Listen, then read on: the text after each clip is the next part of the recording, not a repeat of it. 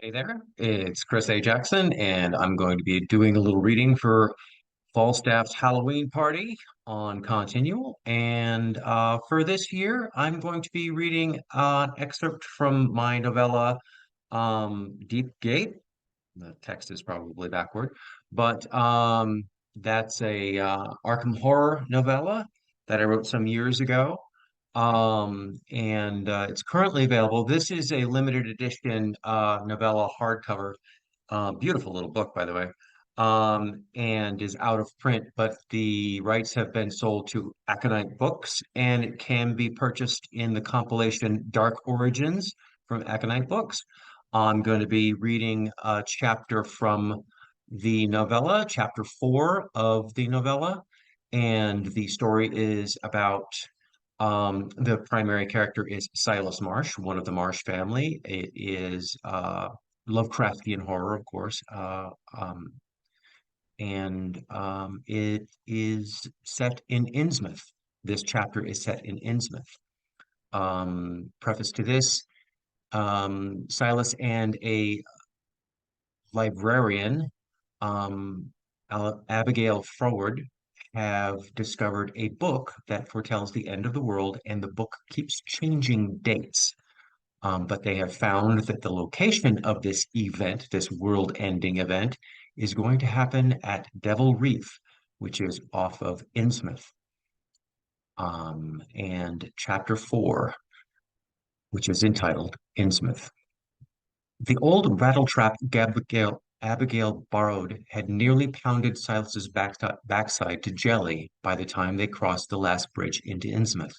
The road from Arkham to Bolton, rough at the best of conditions, had been reduced to a mire of puddles and potholes strewn with debris by the storm. Twice they'd had to stop for Silas to move downed tree limbs from their path. Thankfully, Abigail drove. Silas could pilot the ship through the eye of a needle, but he was all thumbs when it came to cars. Once on the highway, they made better time, although the old flipper could barely make 20 miles an hour on the best of roads. They stopped in Ipswich for a quick bowl of chowder and a sandwich, and rolled into Innsmouth early that afternoon. The dilapidated town of Silas's birth greeted them like a stranger in a speakeasy. Pale faces watched from behind rain-streaked windows, and passers-by scowled from under broad sou'wester hats. About a third of the buildings had been boarded shut, left vacant after the plague some 80 years ago. Their windows glared like eyes stitched closed, the paint on their clapboard siding peeling with neglect. That nobody ever moved into those empty houses from other towns never struck Silas as strange when he was growing up here. Now he wondered why. Looks like the place has seen better days, Abigail said as they clattered up Elliott Street and rounded the old statue in the square. Turning onto State Street, they paralleled the roaring Manapsit River until, finally, he caught a glimpse of the ocean ahead. It has. Silas struggled to keep his voice even. Seeing Innsmouth always brought back memories he wished he could banish. There had been little cheer for a young boy in a town like this, and the only time he'd regretted leaving had been when he received news that his parents had died. He continued the conversation to avoid dwelling on those memories. Good-sized ships used to run cargo in and out of here back in the day, but storms silted up the harbor. There was talk of dredging, but the only folks in town who had the money to do it were the Marshes, and they refused to pay. Now only fishing boats come and go, and the old Marsh family has a corner on that market. Marsh? Relatives of yours? Yes. He didn't elaborate. He'd been told, he'd told Abigail, he hadn't told Abigail his connection with the with Innsmouth or anything about the old family of Marshes. He'd also kept his nightmares to himself. She would think him stark raving mad if he told her his dreams were mirrored by the illustrations in her book, and she would probably be right to do so. Insanity might be a kinder fate than discovering the truth of the tome's prophecy, however. I grew up here. Well, that's Ducky. I mean, your relatives will help us, right? She stopped at the corner of Water Street and looked at him when he didn't answer. Right? Silas stared unblinking out the windshield. From here, he could see beyond the spit of land that protected the harbor, beyond the lighthouse flashing its blaze across the stormy sky, out the channel with its dented red and green buoys bobbing in the buffeting winds and chop to the sea. The waves crashing on the rocks called to him, as they always had. But now, instead of the freedom of the sea in their roar, a more sinister susurration urged him, come home. The yearning to heed that call plagued him like a toothache, impossible to ignore. Silas? Silas tore his gaze away from the sea. Maybe, we'll just have to see. He tamped down the nagging, pleading call echoing with the pounding waves and pointed left. Cross the bridge and find a spot along the shore to park this jalopy. We'll see who we can find to talk to. Okay. Along the shore, the town had fallen into even deeper disrepair. The old shipping warehouses looked like emaciated scarecrows, withered down to the bones by years of neglect. Roofs sagged and boards had been stolen from some, while others had completely fallen in, victims of fire, salvagers, or simply vandalism. At the north end of the bay, a dozen or so fishing boats bobbed on moorings near one of the remaining fish plants in town. Marsh Seafood. That, Silas resolved, will be the last place we ask for help. With any luck, they would find a weathered-in fisherman willing to earn a few bucks and keep his mouth shut. They'd get no help from the main marshes. The sheltered harbor wasn't much better to look at than the rundown buildings lining the shore, with half-sunk or sinking vessels dotting the once bustling waterway. The silting had made the harbor unnavigable to all but shallow draft boats the size of Sea Change, his own. He scanned the water, looking for anything they might rent or borrow. An old ferry sat at one pier, unable to move, stripped of what little bright work or gear could be sold. The other large vessels lay scattered about like tombstones in an ill-kept graveyard, relics of the war waiting to be scrapped, and one old cod schooner now down by her stern, her once proud masts denuded and warped. The shipyard itself had fallen to ruin and rust, the jitneys streaked with the hue of dried blood, powerful cranes thrust up like denuded bones of a skeleton's rotting fingers reaching up from the grave. Smoke still streamed away the only one only one of the old furnace stacks, the one that the Marshes used for whatever ironwork they still did. This place, that unforgiving shore, the familiar desolation and ruin, drove a siren song of the waves home within him. Come to us, come to us, come home. The call felt stronger than ever, but he shook it off as simple guilt. Silas had fled Innsmouth barely out of boyhood, unwilling to be pulled down into decay and neglect with the rest of his relatives. Only his mother had pleaded with him to stay, but he had refused, thinking a life at sea would fulfill something in him that Innsmouth never could. He'd always longed for the sea, swimming and fishing as a boy, watching the ships ply the waves. The sea meant freedom, and he had had that freedom for more than 2 decades. And now I'm back. Funny how time makes liars of everyone. Where? Abigail asked, dredging him out of his hypnosis. There, Silas pointed to a barn-like structure with an old flatbed truck parked out front. Smoke whipped away from the building's single metal stovepipe, so he knew someone was working. That's a net loft. There'll be someone there we can talk to. The real question was, would they listen?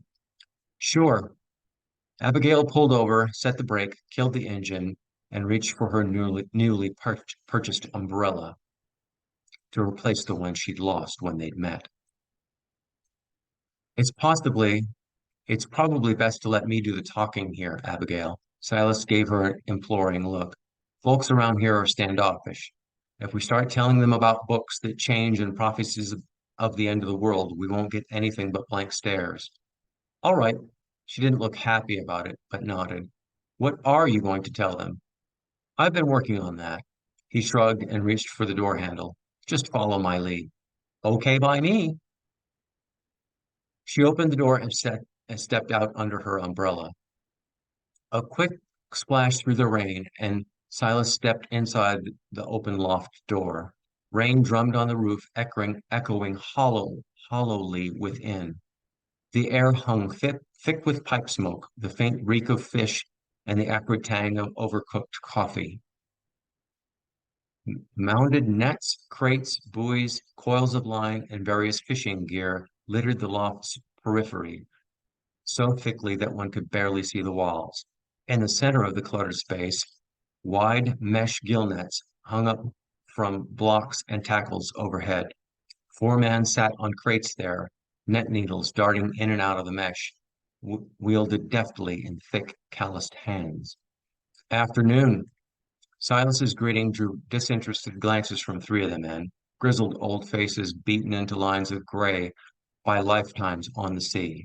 The fourth, younger, with a wide, pallid face and sloping brow beneath his stocking cap, inspected first Silas, then Abigail with large, watery eyes. Definitely a marsh. Silas considered turning his heel on his heel and trying to find someone else to talk to, but stood his ground. Not the day for a walk out on the shore. The young man turned back to his work, his short, hook-like fingers handling the mesh with precision. That's the truth, Silas admitted, knowing that he and Abigail made an odd pair. He'd worked out a story during the bone-jarring drive that he hoped would sound tempting. We drove up from Arkham. The lady here works at the university and needs to do some research out on the reef. True enough, after a fashion. The reef? The young man looked up at them again. What reef? Devil Reef. I'd take her there myself, but my boat's in Kingsport, and I can't round the Cape in this blow. I'd hoped to rent a boat here. The old man, the man looked, sorry, the man stood and picked up an empty tin coffee cup. What do you know, Devil Reef? He stood and strode to the stove and poured liquid as black as tar into the pot. I fished there many times, Silas said with a casual shrug. I grew up here. My name's Silas Marsh. The coffee pot clanked hard down on the stove. All four men looked to him, the youngest with his sloped brow furrowed. Silas Marsh? One of the older fellows said around his pipe. Knew your father. You left some years back to go sailing, didn't you? That's right. Saw a good part of the world and put enough aside to buy my own boat. I'm working out of Kingsport now. Why the rush to go out? The young one asked, taking his tin cup back to his crate. The reef's not going anywhere. Why not wait until this storm blows over? We can't, Abigail stepped up beside Silas, clutching her umbrella in both hands. There's no time. The project's got a deadline, Silas added, trying to sound casual. All we need is a boat for a few hours. It's all protected waters from here to the reef. I'll pay, Abigail offered. $10. That raised some eyebrows, and the older men exchanged furtive glances. $10 was more than a day's earnings for an average fisherman. Tick. With a scornful look, the young man sat back down and picked up his sail needle. $10 won't buy a new boat. It's too risky. Come back when the weather's laid down. Silas opened his mouth, but Abigail stepped forward. We can't wait. The time will be past by then. We have to go now. Nobody's going out to Devil Reef today, missy. The gravelly voice from the back of the loft caught Silas by surprise. He peered into the clutter of nets buoys, rope, and rigging to see two figures, a stooped old woman and a taller man behind her, picking their way forward. There was a small room at the corner, fairly buried in junk that he hadn't noticed before. The voice had been the old woman's, her stringy gray hair and bent posture telling her years. A gnarled stick in her hand thumped on the floor with each step, its wood so black it looked like polished obsidian. Large, rheumy eyes regarded Silas from under a sloped brow, and her wide, thick lips stretched in a disagreeable frown. Her broad-shouldered companion loomed over her protectively, a man so similar to her in features that they had to be kin. Silas knew that look all too well. "You're a Marsh," he said, a statement, not a question. "One of the main family." "I am," she said, rapping her stick on the floor as she tottered up to him. "And nobody goes out to devilry without the approval of Old Man Marsh, which you haven't got." The three older men continued their work without looking up, but the younger now stood as well. The two Marshmen had rigging knives at their belts, and their intimidating glares might have given a lesser man pause, but Silas remained unimpressed. They wouldn't resort to violence, not against him. However, the old woman's gnarled walking stick, black coral, not wood, he noted, made his skin crawl. It seemed to change shape under her knobby knuckles even as he watched. And how do we get this approval?" Abigail asked, as dauntless or clueless as ever. The old woman's bulging eyes turned to Abigail, and thick lids flicked in a reptilian blink. "You don't, missy." She looked at Silas and rapped her stick again, and the chill seemed to seep up through the soles of his boots into his bones. "He may be a Marsh, if by name only, but you're not." "What's going to happen out there?" Abigail blurted. "Something's going to happen." "Go back to your books, child. There's nothing for you here." The old woman rapped the floor twice more with a stick, and her thick lip parted to reveal rows of jagged, shark-like teeth. Silas's gut clenched. Her smile resembled the tome's illustrations and his nightmares all too closely for him to ignore the similarity. Some kind of family deformity, remembered from his youth, must have invaded his dreams. But how, but how so, the book? Abigail must have noticed the similarity too, for she drew back and stepped unsteadily, for she drew a sharp breath and stepped back unsteadily. Silas grasped her arm. "Come on, Abigail, let's go." He clenched his jaw to keep his voice steady and faced down the old woman's smile with the last sour dregs of his courage. "There's no help for us here."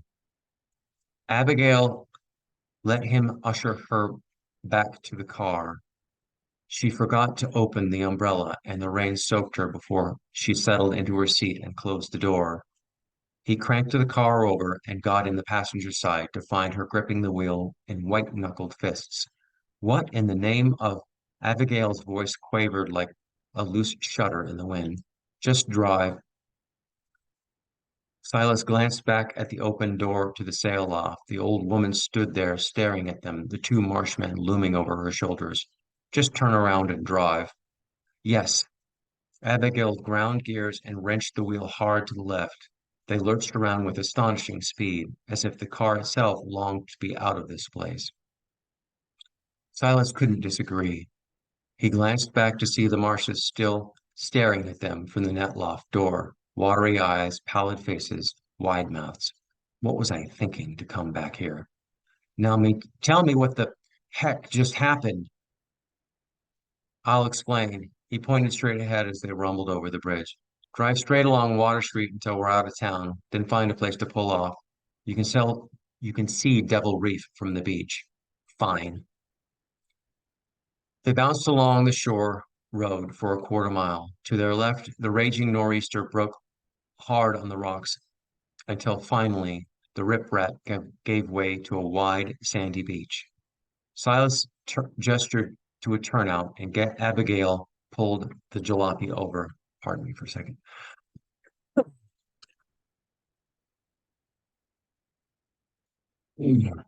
Setting the brake, she turned to face him. Now, what? The old Marsh family is jealous of their fishing grounds. They don't like strangers out there. Silas opened the door and stepped out into the rain, breathing in the salty mist in greedy gulps as he stared out over the beach. Breakers curled onto the sloped sand there, their beauty, grace, and power, the embodiment of the sea. It has got to be more than that.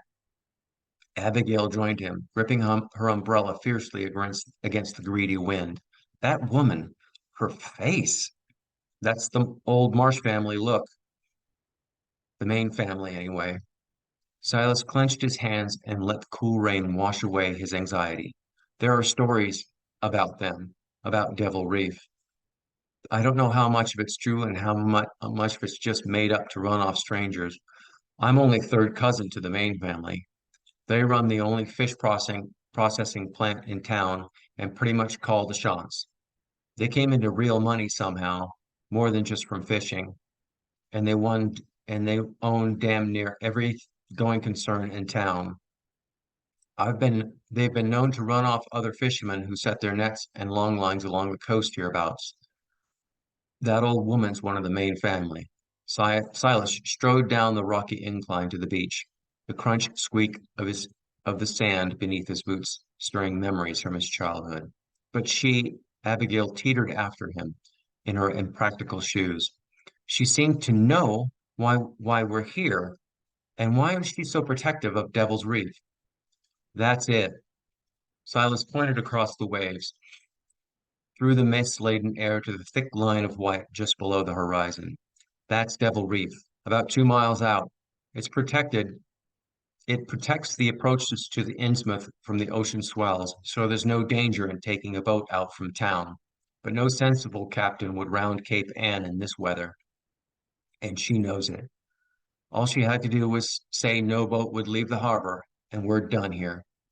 No Innsmouth fishermen will flout the marshes, not if they want to sell their catch again. But why? Silas let the roar of the surf drown out Abigail's questions. It didn't matter any longer, but she wouldn't listen to reason.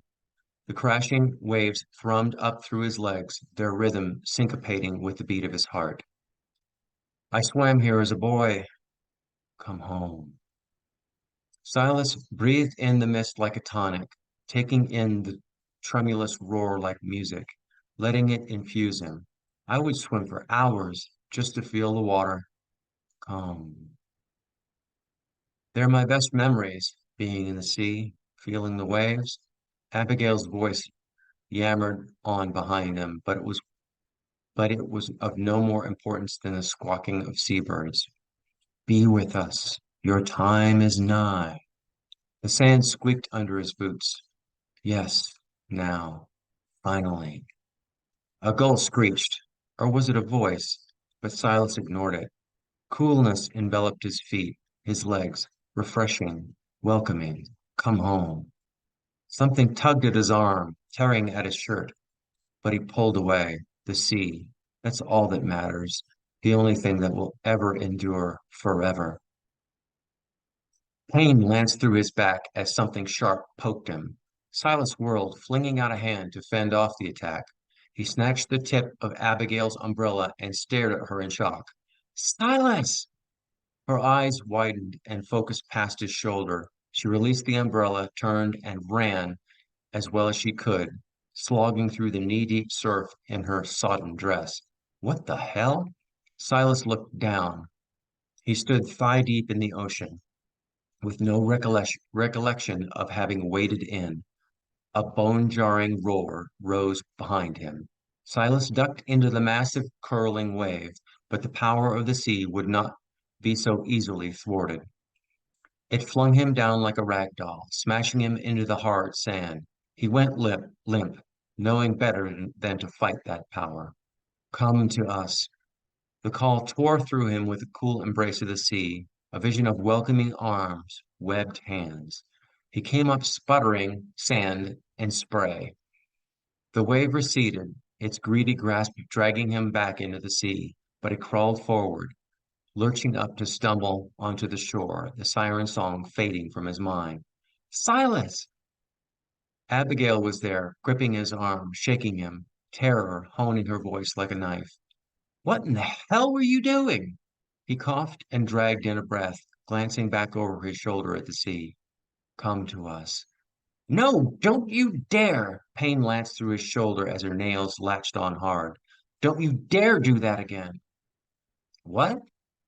Silas turned, rubbing his sore shoulder, then his aching back. She'd attacked him, but then he remembered the call, the yearning, his nightmares, the tome, and Devil Reef, and he knew where there was a connection.